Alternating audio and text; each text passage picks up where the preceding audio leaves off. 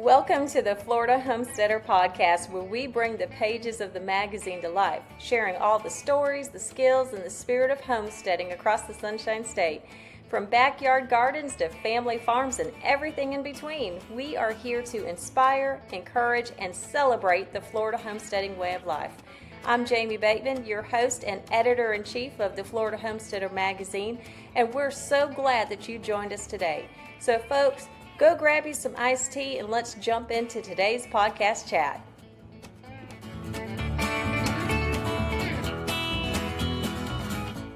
Hey, and welcome back to the Florida Homesteader Podcast. My name is Jamie Bateman, and I am your host and also publisher of the Florida Homesteader magazine. This is part of our podcast chat where we get to invite folks onto our podcast to talk about different things that they are doing on their homestead, and we love to extend the stories of what you get to read in the magazine. So we're basically bringing the pages of the magazine to life, and today I am very thrilled and thankful to have JC and Stephanie Scott on with us, and they are going to share with us what they are doing in their Central Florida homestead, what they have done. It's a very inspirational story. What y'all have started with, and I know we're going to dive into that, but what you have started with, where you're at now, where you feel like the Lord is leading you. I just want to jump in. This is going to be great. Okay. So for those who do not know, JC, Stephanie, why don't you share a little bit about who you are and how you got started and your plans that you have? Well, I'm JC Scott. My family's lived in Avon Park for close to 100 years now. My great-grandfather came down and had 11 kids, and most of them moved away, and a few of them are still here in Avon Park. I grew up, Grandpa owned Ridge Air Conditioning. He had a cattle ranch, a couple hundred acres and about 100 cows. So between working on the farm, out there where the cows and building fence and air conditioning in the summer when I was out of school, that's kind of what I did. And then I went in the Coast Guard when I turned 18. We got married a couple days before that. I was in the Coast Guard for 12 years, ended up breaking my back and then had to retire out of that. Came back to Avon Park, and now I work at Cornerstone Christian Academy. I'm the dean of students there, and my wife is the science teacher, middle school science teacher there. Yep. So, and here we are today. Yep. Well, first of all, thank you for your service. Thank you. What he doesn't mention is his service is kind of what got him back into the homesteading and farming. One of the units that he was at, actually where he broke his back, was super high stress, and he decided he wanted a garden. And it just kind of blossomed and grew from there. It literally planted that seed and kind of reawoke something that he'd had from all of those experiences as a kid. I did not have those. I grew up in Avon Park Lakes. No property except for when I would go to his family's property and ride their horses. So even as far back as that, it's really neat to see how God orchestrated everything and kind of intertwined our lives, even as kids, to where we've ended up now. So that first garden I did, I had a bumper crop of everything. I'd never done a whole lot of vegetable gardens before. We were mainly cows and hogs and stuff like that. But I had buckets of tomatoes and green beans and more zucchini than I knew what to do with. And then we moved. And then you had to learn how to can and blanch and freeze and everything else to preserve all that. You work so hard to grow, and just kind of jump-started a lot of things. And some things that I'd seen before, my grandmother canned and great-grandmother did a lot of canning. I just wasn't super involved with that. I was always running around in the woods playing and hunting and fishing, but learning how to do that stuff again, and it just kind of, ballooned from there. Can you maybe embellish a little bit more about when you were in the service and the garden that you started and what that looked like and just how that developed into what it was? So I was stationed in Chesapeake, Virginia, and we lived right across the line in North Carolina. We had a 1-acre property, and we fenced off the backyard mainly for our son, who was about 3 at the time when we moved there.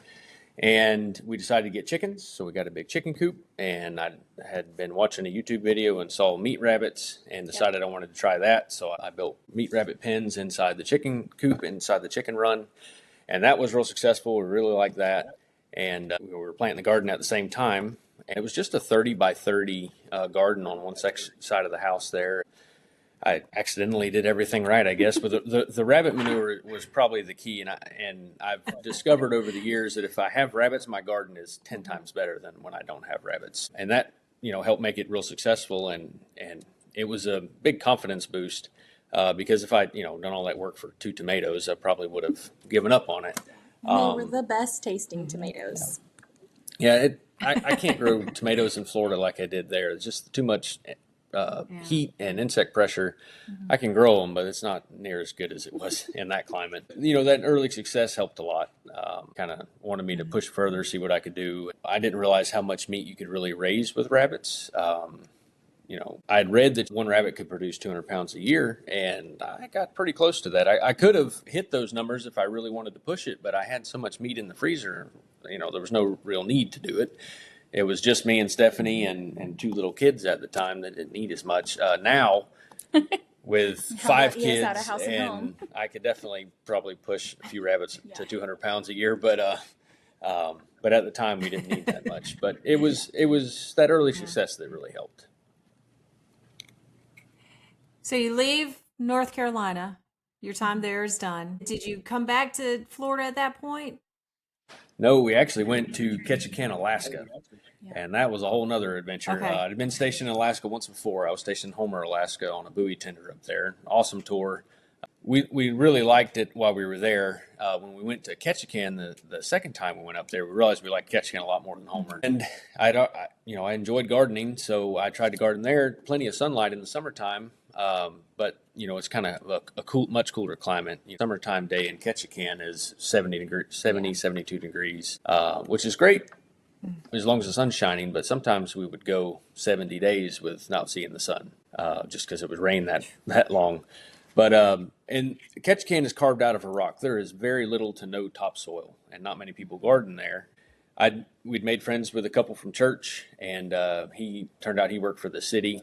He'd heard that I had this nice garden growing, and he was asking how I got the soil because he wanted to do one, and asked if I would come in and talk to their master gardeners group. I had been doing a lasagna garden at the time because there's no topsoil, so I would rake up alder leaves and put seaweed down and just layer those browns, carbons, the browns, and then the greens with seaweed and kitchen waste and stuff like that. And I would get the grocery waste from the grocery store, pick off all the stickers and use that as green material. And I was able to build a bunch of raised garden beds and had nice tomatoes there too.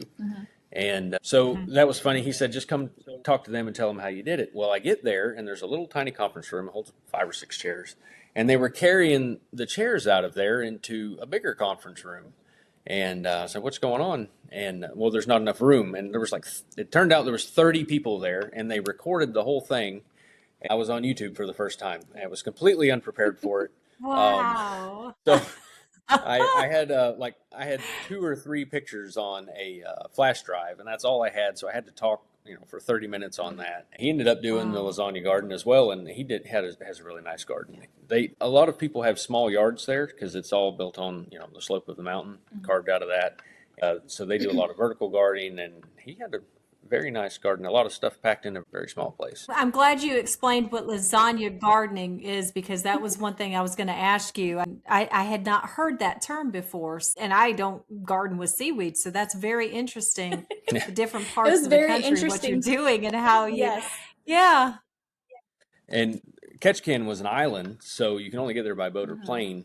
So to buy garden soil was astronomical. It was not feasible.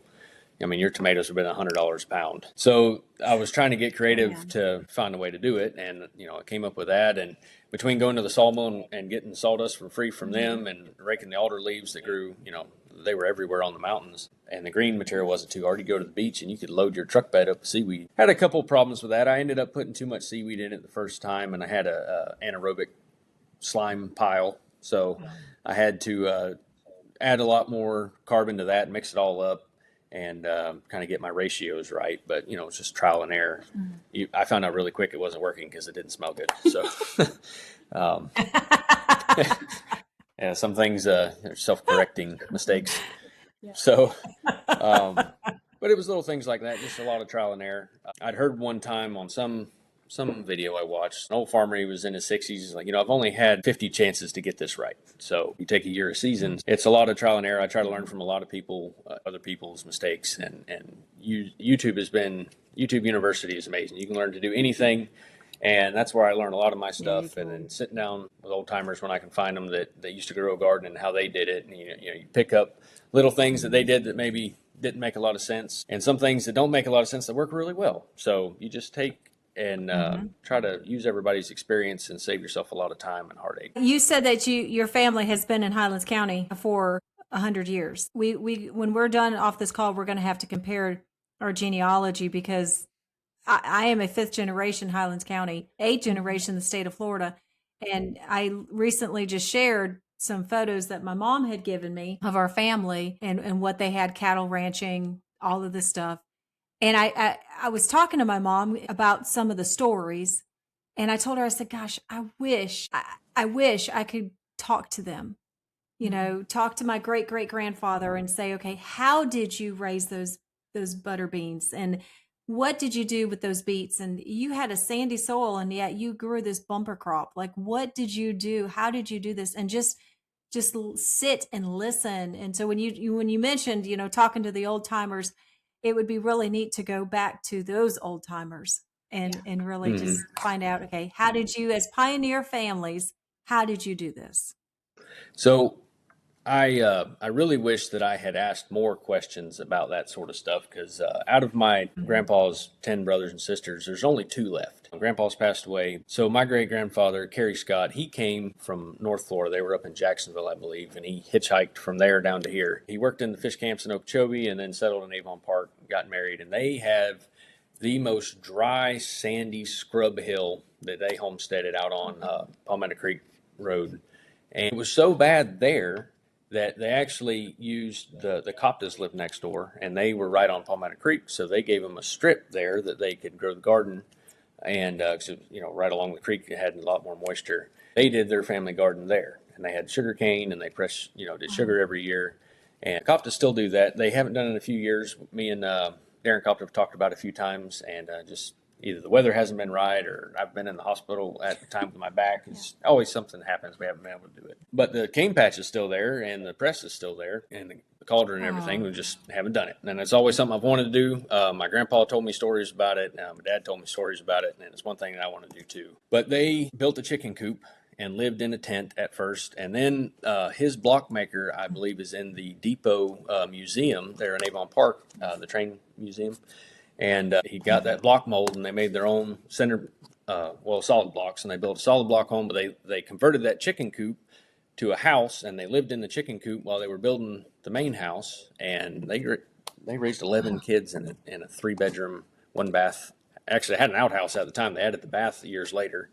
And then when my grandpa got into air conditioning, he put air conditioning in the house. But they tell me stories about how they would keep cool at night, and before they had screens on the windows. That was a big deal. How they would go and before they had the screens, they would have to go out and spray for mosquitoes right before they went to bed, so that got a little bit of relief. And they would tell me you just sweat until about 2 or 3 in the morning when the dew started to fall, and then it would get cool enough for you to fall asleep a little bit. But just the things they did, before they had air conditioning and even screens and the way they built the house to try to keep as cool as possible. It's just neat, and that old Florida type living is just lost. Every time I get with my uncles, I always ask them about those, how they used to do things, because they're the last 2.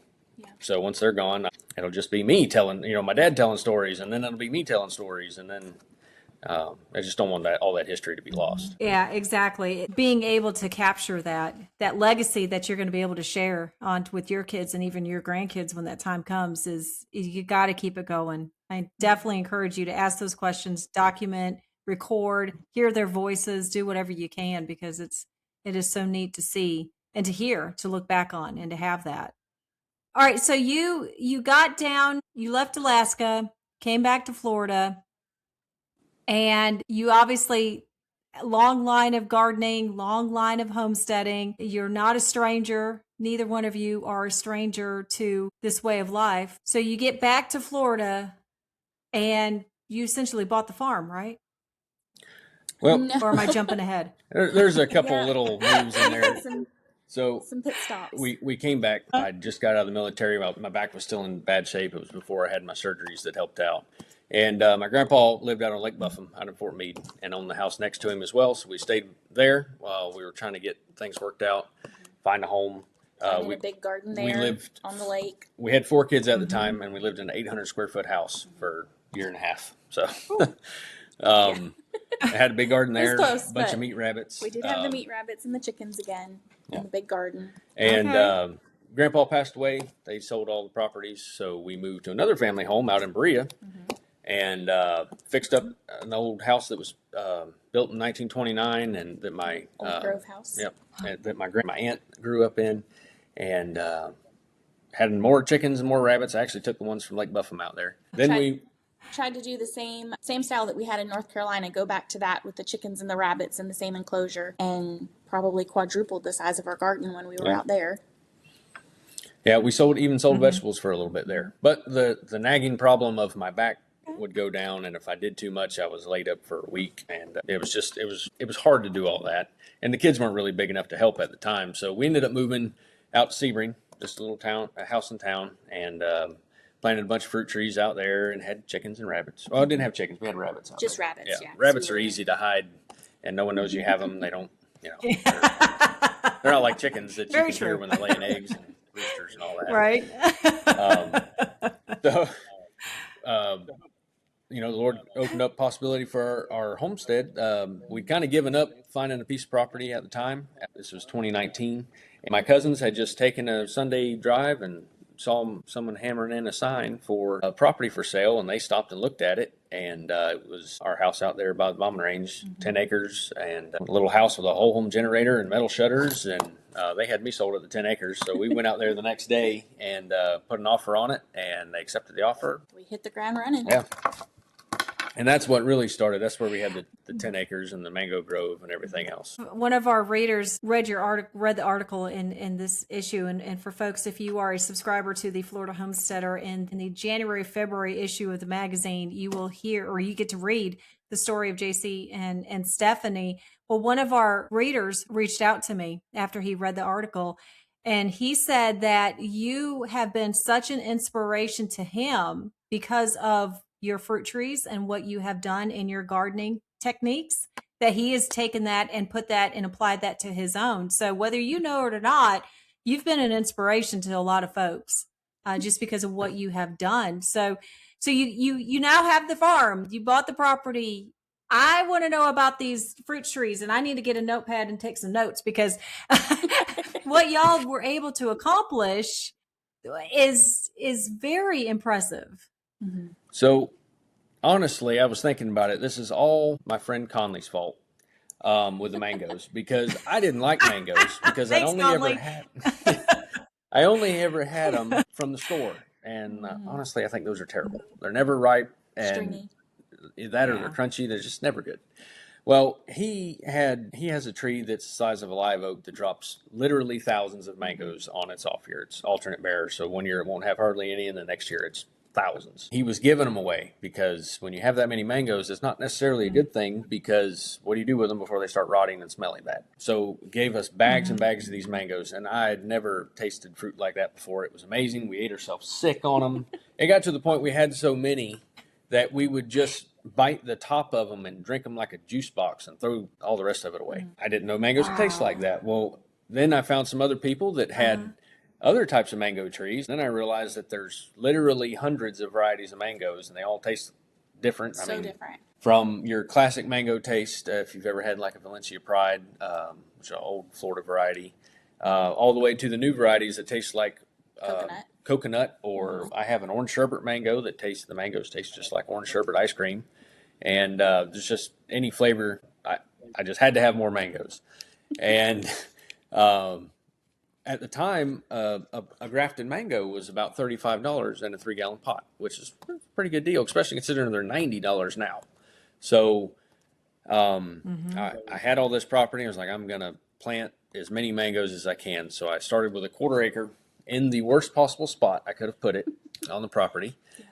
We lived at the top of a hill, actually right off. So if the top of the hill is here, our house was here. So right off the crest of the hill.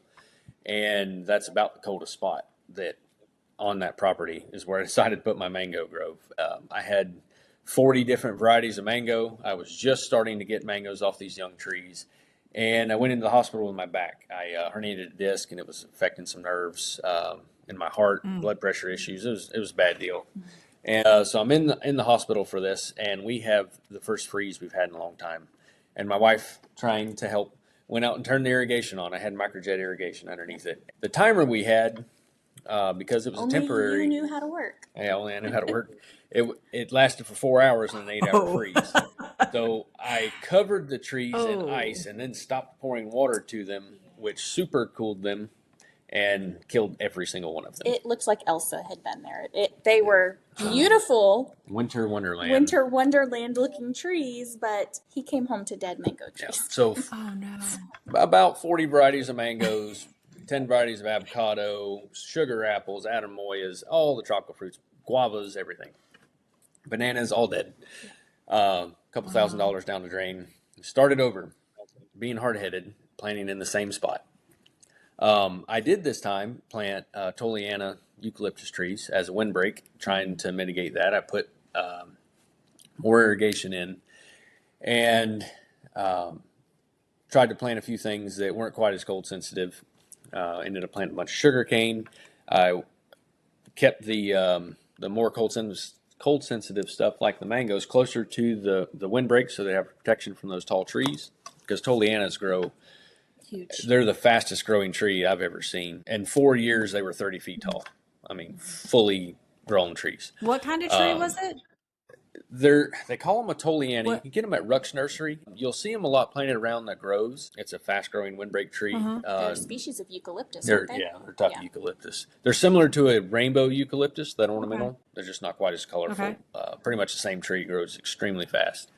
But I got them at Ruck's Nursery and planted a real nice windbreak, and that helped. I was able to keep the tropical stuff along closer to the windbreak, and planted muscadine grapes. Those were doing great.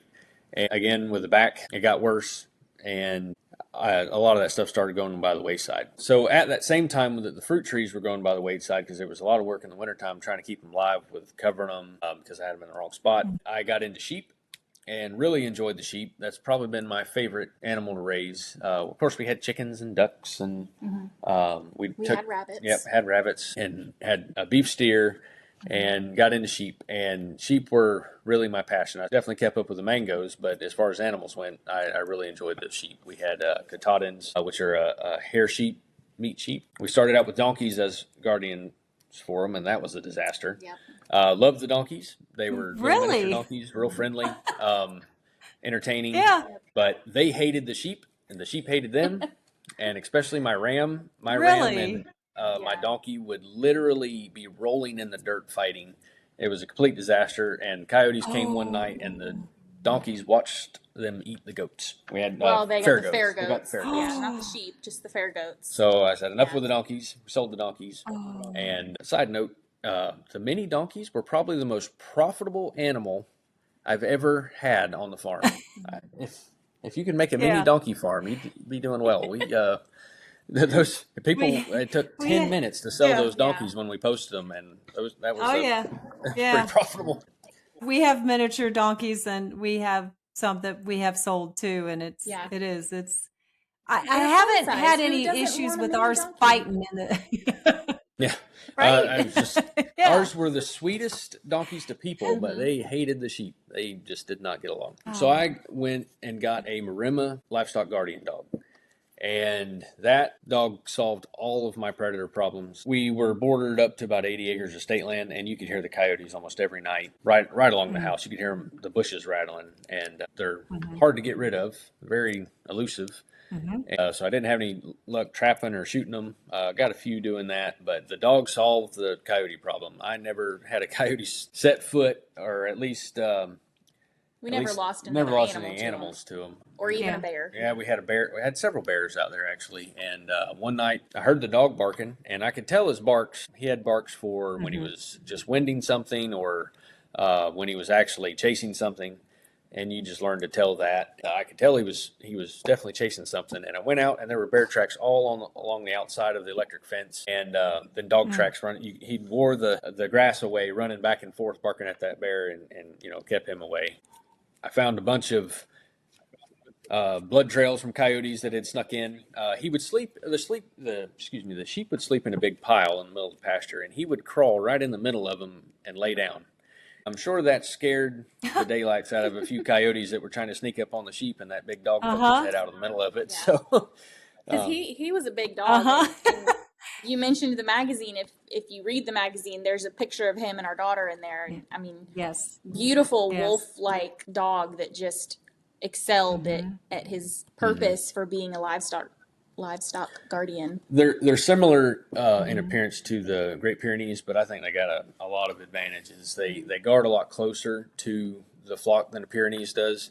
It's just kind of the way that they were bred. The Pyrenees, they bark to mark their territory, and they roam and make a big, 10-mile range sometimes for their territory. They're very hard to contain. They're escape artists. The Marimas are very easy to contain. I contained him with a single strand of hot wire when I make the sheep paddocks. He didn't only barked when something triggered him. So if he winded something or heard something or saw something, otherwise he was completely silent. And just a great guardian dog. Loved the family, but didn't like outsiders a whole lot, which was kind of problematic. And that was mainly because he was a COVID dog. He didn't get a lot of interaction.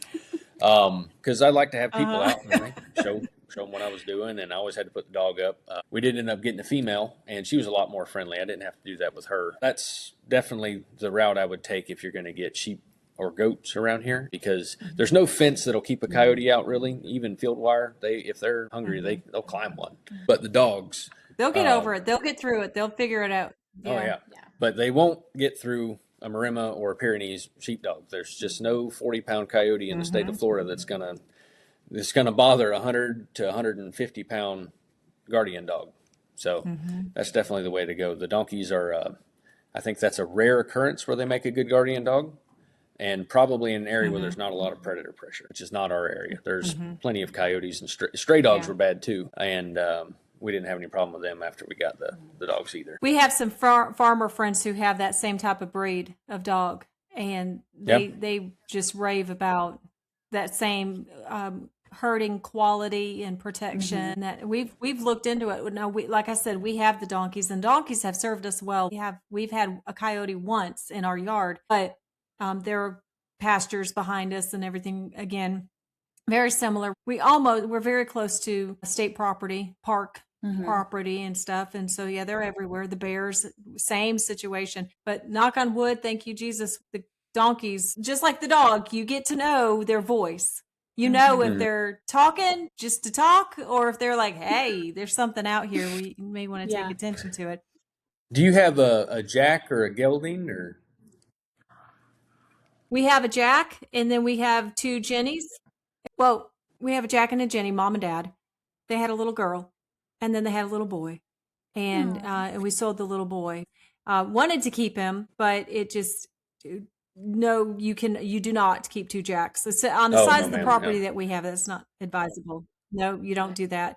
So if we were going to keep him, his name was Beauregard. If we were going to keep him, we were going to geld him. And then that way he would have been able to be more of a friend to his daddy. But it became very clear, very evident quickly that Buckwheat, the daddy, was like, this is my territory, and that's my woman who you call your mama. And so it was starting to show. Yeah. Yeah, when our Jack was a micro mini, so he was 150 pounds at 6 years old. Wow. I mean, he was a toy. But he thought he was a mammoth Jack, and anytime that the donkeys would go into heat, he would just get mean, and it was kind of funny. He would never try to bite me, but he would get to where he would kick at you, and I mean his hooves were, that big around, when the Jennies would go into heat, he would fight with the sheep and chase them, and I caught him dragging lambs and rolling. One day, he tore the ears up on my ram, so where they were rolling around in the dirt, and I was like, "Oh, this isn't going to work." So I had to separate them, and then they had to get sold. And so that's when I went with the dogs.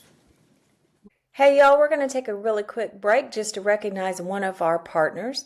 Now, whether you're planting roots or planning what's next, having that right financial partner really makes a difference. And if you're looking to open a new free checking account, you want to build your savings, buy that dream car, or invest in a home or property, well, Mid-Florida Credit Union is here to help. With local branches, personalized service, and a commitment to the communities that they serve, Mid-Florida makes banking simple and approachable for every season of life. Learn more or get started today at midflorida.com. Mid-Florida Credit Union, Florida's community credit union. Now back to our show. Wow. Our Jack is 30 inches to his withers. So he's a mini, but he's not a micro mini. Okay, so you're out on your property. You have your sheep. I love that that you do that, or you had them. Fast forward now, because your adventure has not stopped since. You are like, there's still been another chapter here, but you're out there. You're raising your fruit trees. Yeah, round 2 of raising fruit trees.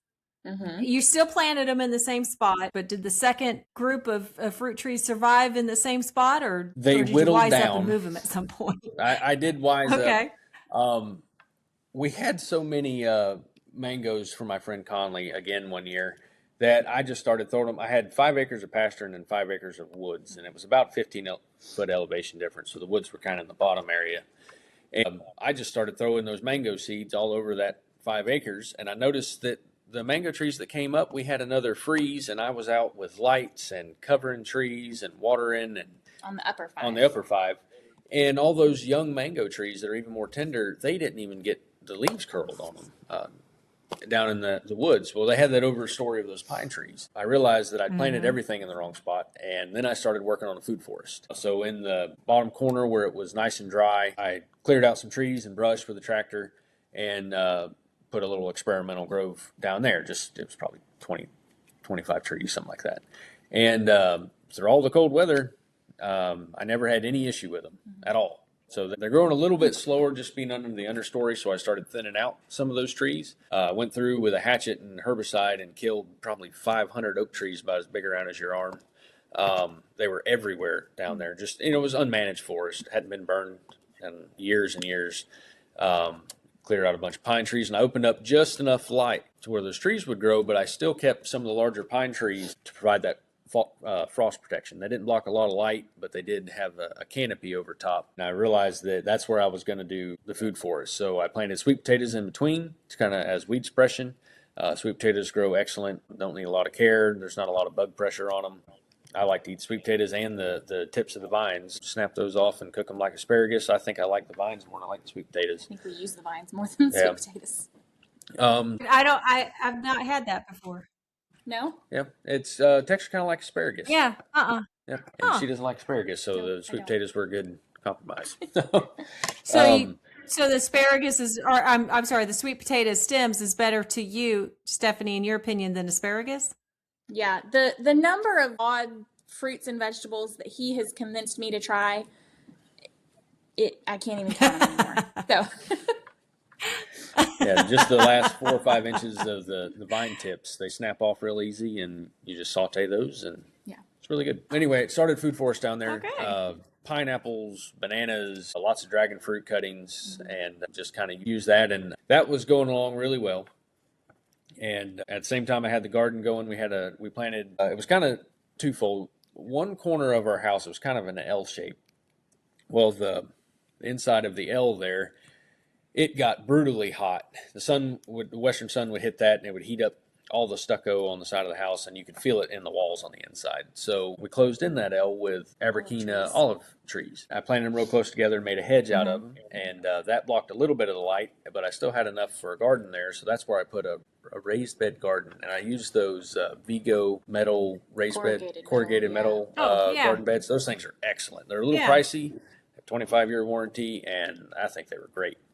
And my kids put them together. I was going to say, and the boys put them together, so it was. Because they come in about 1 million pieces, but if you have kids, get them to put them together. It's easy, and they're excellent. And we had an excellent garden growing in those. The one downside that is a little tricky with raised beds, you have to water probably 2 to 3 times as much as you water a garden in the ground. They just dry out faster. I never did put automatic irrigation in there, so I had to hand water every day. But I enjoy being in the garden, so that wasn't too bad. Seen those clay pots that you can put. It's like a clay cylinder type of a pot that you can put into your raised beds that you can connect to a water hose, and it kind of filters through. Have you seen those before? Yes, ma'am. An unglazed clay pot, if you fill it up in the soil there, the water will seep through the clay slowly. Never really tried that with the raised beds. I did it next to some fruit trees that it was hard to get water to, so I would do that. And so when I did water, it would be more effective. because it's sand everywhere Yeah. in this area just about. So the water goes through quickly. But that pot method does work. You bury a clay pot and you have to plug the hole in the bottom of it, but you fill it with water and it'll slowly seep through Yeah. the pot as long as it's not a glazed pot. We have those. We haven't used them yet. We recently got them, and I'm excited to try them just to see what that looks like or see how they do. If you leave them in there long enough, the roots will kind of wrap around and suction to it, and they'll just absorb the water as it comes out, and it does work pretty good. Just all those clay pots, you just got to put the plug in the bottom of them because they have a hole. Yeah, I think these. I don't think these have a hole. I think they were meant to be used in raised beds. Like it's like a cylinder type of clay pot type of a system. But I'm sure you could probably do the regular clay pots too. Right. Right. I got you. Yeah. All right, so you're on your property. You figured out where to plant the mangoes. You got your food forest going, and things are moving along now. What happens next? So I finally get a doctor that will operate on my back. I'm only 38 now. They don't really like to do surgery on young people if they can avoid it. And I'd probably been to You've been to over a dozen doctors. 14 or 15 doctors trying to get somebody to fix my back. Wow. I had fractured my back, had bulging, herniated disc, whole host Laundry of issues. list of, yeah. So I have a doctor that will operate on my back and fuses L5S1 rods and pins. I ended up getting a blood clot right as they released me from the hospital. Go back into the hospital, almost died, and in the hospital for another week. Come back and months of recovery on oxygen and physical therapy. I had a collapsed lung and the whole deal. At least it wasn't during the winter this time, though. Funny story with that. Just because it's my favorite story of having kids. So my younger son, he was youngest at the time, Jacob. He always thought it was funny when we go out in the garden. He would kink the water hose while I was watering the garden, and I'd hear him giggling back there, crouched down, kink the water hose. Well, I'm on an oxygen machine, and I'm sitting in a recliner. I can't really get out of this recliner or turn around or anything, and the oxygen machine's behind me. And all of a sudden, I hear him giggling behind the hum of the oxygen machine. And I'm like, what are you doing back there? I finally get myself turned around to look, and he's hunched down, and he's like squatted down, and he's kinked my air hose, just like he did the water hose. And then I started laughing, and I only have like 30% lung function and no oxygen pouring to me. So then I'm getting lightheaded, laughing, trying to tell him to stop. And Stephanie comes around the corner and sees him, and it was funny. He unkinked it, and I could breathe again, and everything was fine. But he almost took me out. And he's like 3 years old at the time. Yeah, he was little. Oh, he didn't know. That's sweet, though. You're a good sport to take it the way you did.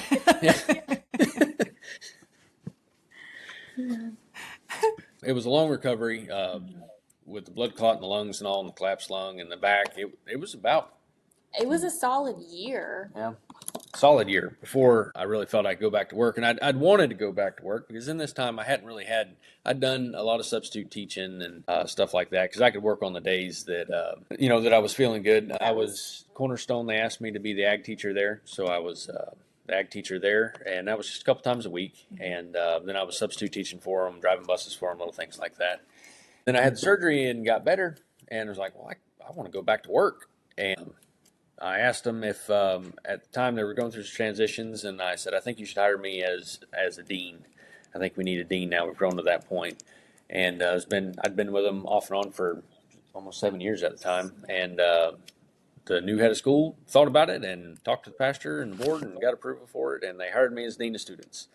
So I really enjoy that job. Nice. Cornerstone, we've got 170 students, K through 12, and Plus a preschool. And Wow. I handle all the discipline issues, the student life, and just little things that need to be done here and there, and keeping everything running. I love that job. All my kids are there. My wife works there now. She was substitute teaching before that, and was a kindergarten teacher and the third grade teacher. I've done a little bit of everything there, but it was on maternity leave, and so I really enjoyed working, and that was obviously good for the family having a full-time job again. But everything on the farm started to go downhill because with my back, I've only got so much in me. I still have to take it very easy. As long as I treat my back well, it treats me well. But working all day, I didn't have enough left in me to do the stuff that needed to be done on the farm, on the homestead. My two oldest boys, actually, even Jacob, he was 8 at the time. They're great. I could tell them I needed you to build a fence over here. Go take this electric fence down, put this electric fence up. I just had to point my finger and they could do it, which was great. But I still felt bad because certain projects I needed to be there for, and I felt bad having them do all the things that I used to do that I enjoyed doing. I had to save what little bit of back I had so I could go to work the next day. So certain things started falling off. Went through a winter and I wasn't able to do the fruit trees as well. Didn't take as good a care of them. Lost a bunch of those to more cold and just irrigation issues that I couldn't get down and dig up the irrigation to fix, and little things like that. And it was really bothering me because if I'm going to do something, I want to do it well. I reduced the sheep herd because they are a lot of work, even though they're easier work. It's easy to move around 100-pound sheep, so I really enjoyed that, but it was still a lot of work. So I ended up reducing my sheep flock down. I went from 20 to 5. And had an accident. I had the gate open, and my ram, he got into the feed bag because I left the gate open and got bloat. I got there just in time, to do the needle decompression. Actually, I have a special paring knife that I would use anytime something got bloat, if I was weaning lambs or something like that. And I got fairly good at saving them. If it was a rare occasion, I lost a few to that, and that's always a hard thing. That was always hard. But I got to where I could save them pretty well, and I thought I had him, but poked him with a knife and all the gas escaped, but it was just too late. His lungs had already collapsed and he died. So I made 160 pounds of sausage out of him. I was already bothered by having to reduce the sheep flock down and stuff. I just wasn't able to do stuff, and I was thinking about maybe we should sell and find something a little less labor intensive, and I was praying about that and thinking about it for months on end without talking to my wife, and then she mentioned maybe we should look at selling and getting something a little less, and then I spilled the beans that I'd been thinking about that. When I realized that my property wasn't ideal for mangoes, I could grow them in the food forest, and I think it'll do well, but it wouldn't be quite as high production just because of the light issue, sacrificing some light for frost protection. I'd been eyeballing a few pieces of property that have mango trees on them that aren't managed at all, so they're just wild mango trees. And I've had my eye on these properties for years, and I was like, well, maybe if we sell, I could look at one of those pieces and actually do a legitimate grove, just like we have the orange groves. I watched a lot of videos from Truly Tropical down in Delray Beach, and I like the way that she does things. I've learned a lot from that. And Dr. Richard Campbell with Fairchild Botanical Gardens, learned a lot from that, and mangoes have always been my passion, so mainly because I like to eat them so much, but I learned to graft them, and I grafted a lot of fruit trees, and so anyway, we decided to sell, and we're looking at those properties, and now we have all this cold weather coming up, which I feel terrible about what I'm going to say, but just let me get to the end of it. It's going to hurt a lot of people. Citrus is going to be hurting a lot of dooryard mango trees, and people's ornamental plants are going to get wiped out if we have the cold weather that they're talking about. But it's beneficial for me with these pieces of property because if those mango trees make it through unscathed, I mean, really have not a lot to worry about. They're saying this cold may be the coldest in 40 years. And if, the wild mango trees make it with no problem, well, that's the piece of property that I should be, moved to the top of the list.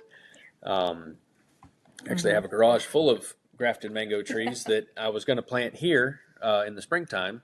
So I'm kind of watching the yard to see where I get frost damage in the yard and all, and, use that knowledge. And that kind of has been the way that I did the homestead, is always trying to learn that piece of property and trial and error. Trial and error, but watching the property and knowing, where does it get really dry? Where does it get really wet? Where can I get water to? And when it gets cold, what gets burnt? What gets frost damage? What kind of soil? And on the last property we had, it was all sand, but there were muck veins. So you would have sand and then a vein of black muck that was wet all the time. We had springs on the property. We had groundwater at 3 feet. So learning that property and knowing where the best place to do things was. Now, I told you I planted the mangoes in the wrong spot because I know that mangoes grow really well in sugar sand. They're pretty low maintenance tree, and I was like, this is where I need to plant it. This is a nice dry spot. That won't get waterlogged. I just didn't think that out there on that ridge, it's usually 5 or 6 degrees colder than it is in Avon Park in the wintertime. 5 or 6 degrees is a big deal when it comes to frost. or freezing. So Mm-hmm. it was those type of things, trying to learn that piece of property and what goes well there. Those muck veins that were wet all the time, I realized that sugarcane grows really well in that. So I planted a whole bunch of sugarcane out there, and Oh. I had 4 or 5 different varieties of sugarcane. A lot of it from the patch there from the Coptas. They had blue ribbon sugarcane, and same stuff that they'd been growing for 60 years out there. So they let me go cut a bunch of that, and me and the boys planted it, and it was growing great. But you in those wet areas planting that stuff, planting guavas. I actually dug up a bunch of guavas from the old homestead there that my grandpa had planted and great grandpa had planted, and had those. I had a pear tree that he had planted. This pear tree, it looked like a bonsai tree, but 8 feet tall. So it had like 3 leaves left on it on the property, and it was on its last leg, but it still made pears. I would go out there and pick pears off of it each year, those hard sand pears, Asian pears. And Yeah. they were selling that property, so I was like, well, I'm going to dig that tree up and bring it to my place. So I dug the tree up and trimmed off, all the dead wood and irrigated it for a month trying to keep this tree alive, and it was just too far gone. I couldn't save it, but I don't think it would have lasted much longer where it was. It was declining. I was trying to save some of that heritage. My great-grandpa he liked Hayden mangoes, and told his son Noel that he wanted a Hayden mango tree. So they went and bought a box of Hayden mangoes and planted the seeds. And there's a great big mango tree out there. What they didn't know is that most mangoes don't produce true to seed. And it's the most awful resinous tasting stringy mango you've ever had. So Not a Hayden. it's not a Hayden. So, that was a little bit funny to me. I went out there and saw these great big mangoes. I was so excited. They told me the story on the tree, and I cut into one, and it was awful. So the trees that you're talking about that you dug up, you brought them with you to the lake property now, or you? So I planted them there. Are They're you- still growing there, but I At grafted the farm property. at the farm. They're still growing at the farm property. At but the I farm grafted, property. Okay. Yes, Okay. ma'am. Okay. I took pieces off those and grafted them, and I have clones of those trees. So do you sell these clones or? A little bit. I really did it as a hobby, and they Yeah. turned into a lot of Christmas presents and stuff like that. Yeah. So when we were moving, I had grafted a bunch because sometimes you don't have great take rates. Sometimes you might only get a 50% take rate. But this time I grafted a bunch trying to account for that, and I had like a 95% success rate. So I had all these mango trees. And I sold some of those, but the mulberries, I've got clones of those. The guavas, I've got clones of those. And I actually, grandfather on the other side of the family, my mom's side, he had planted a mulberry tree out there at my aunt's house, and it's still there. Great big mulberry tree. So I took cuttings from that, and I've got a clone of that one. Wow. And my buddy Conley, who got me into the mangoes, he has that great big mango tree I mentioned. I did some research on it. It looks like, based on the pictures he's got of the property, it's been there 60, 70 years.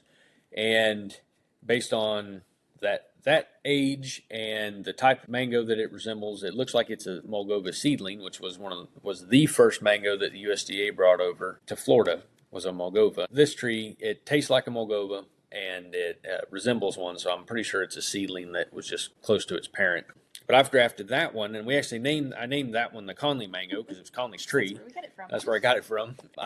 There's a couple of those out in Highland Ridge Golf Course. I grafted a few trees out there. I grafted one to Larry Albritton's tree before he passed away, so there's one in his yard. And I've got a couple in pots, and I give them a few trees, and they've given them to friends, and so that tree's spreading around because I really, really like that tree. So when I do find this piece of property, very neat. I'm going to have several Lots of of those because it might take 70 years to get the size of a live oak, so I need a few of them to supply the amount of mangoes that I want to eat. So, but I eventually would like to do commercial growth to sell them. So your journey that you have done from the time that y'all started many years ago while you were in the service, learning how to do lasagna style beds in Alaska to where you have come today. It's amazing to see all that you have learned, all that you have been able to apply over the years, but also what you have been able to really adhere to from what your family generations have gone and done, and just keeping that spirit alive. And I have to commend both of you for that, because that's That's a lot of hard work. It's a lot of dedication. And you certainly, my friend, have gone through some trials, but yet you're praising in the storm. You're still out there. You're still doing it. You're proclaiming it and on the verge of the next chapter. Because I feel like it's going to happen. Like you're going to get your property and that mango grove is going to come alive and it's going to, that tree from your great granddaddy's place is going to continue to go and you're going to keep it, or Conley's tree. You're going to keep that one going. Yeah. But that, yes, ma'am. that true heritage tree. Yes, ma'am. And it's been crazy to think that, I love the Coast Guard. I enjoyed, people say thank you for your service. They don't understand how good a time that really was. I got to do a lot of neat things, a lot of things that people, I spent 3 years on the Bering Sea on a buoy tender and saw some amazing things. I've sailed all the way out the Aleutian Chain and seen Russia in the distance and been to Kiska Island where the Japanese invaded. There's just all kinds of neat things that most people would never get to do. A lot of search and rescue, a lot of good stories from that, a lot of sad stories from that, and got a lot of friends that I still keep up with from the Coast Guard. I realized that I didn't really grow up until I was about 25, serving with the guys that I serve with and realizing sometimes how much further along they were than I am at same age. I was never a wild kid or bad kid or anything like that. Just a lot of growing up to do and serving under people that were good leaders and bad leaders.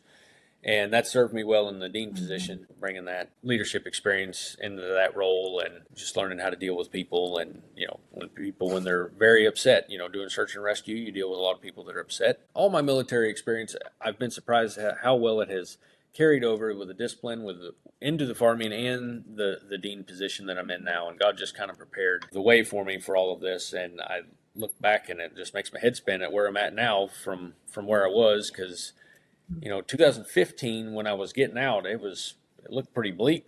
I was losing my career and I was in real bad shape with my back. I walked with a cane at the time.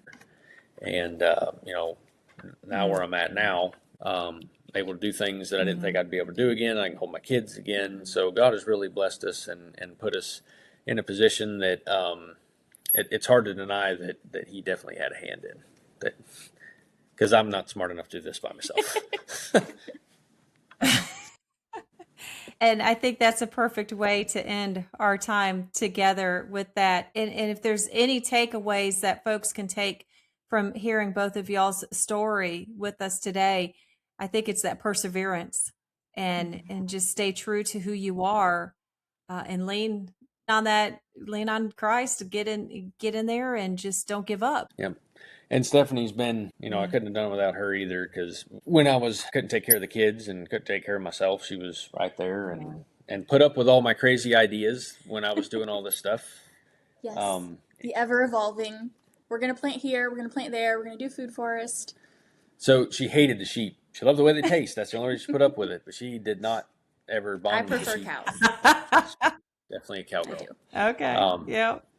But That's funny. Having the right person with you is critical, because she's really been the voice of reason in a lot of my ramblings. But it's neat to see how you both have worked together though to accomplish what you're doing. It's definitely a package deal, and that's evident. So it's pretty neat to see that. I just want to say thank you so much for taking the time to share your story. Again, folks, if you are a subscriber, you've already read the January-February issue of the Florida Homesteader magazine, but we encourage you to pick up a copy. If you haven't, you can subscribe to it. We can put that link and everything in our bio notes. So you have that. You're going to want to see the photos. You're going to want to see what they do and just to follow along to see what's next, because you're not done yet, my friends. God's got a plan and it's exciting to see, but just the inspiration that you have shared today, what you've been through, where you're at. And if anything, it's okay to have change. A lot of folks like what you did. You bought the acreage, you started the homestead, you had the rabbits, the sheep, and the miniature donkeys, the chickens, the ducks. You had everything. You had the food forest. And God's like, yeah, we're not done yet. This isn't your story just yet. And so being willing and forthcoming to change and to be okay with that takes a lot. So I commend both of you and just say thank you. Thank you for sharing your story and being with us today to share that and inspire others to do the same. Yeah, thank you for having us. Thanks for having us. All right. Well, for now, we're going to say see y'all later. And we hope that you enjoyed this time with JC and Stephanie. We want to encourage you to like us, follow us, share this podcast with a friend, because there's going to be somebody out there that's going to want to have this inspiration as well. So until then, y'all come back now. That's what homesteading in Florida means, and that's the story that we're proud to share in the Florida Homesteader. Thank you so much for joining us today. Be sure to subscribe to our channel, share this episode with a friend, leave us a rating, and check out our magazine, the blog, and our YouTube channel for even more Florida homestead inspiration. Until next time, keep growing, keep preserving, and keep the homesteading spirit alive. Y'all come back now.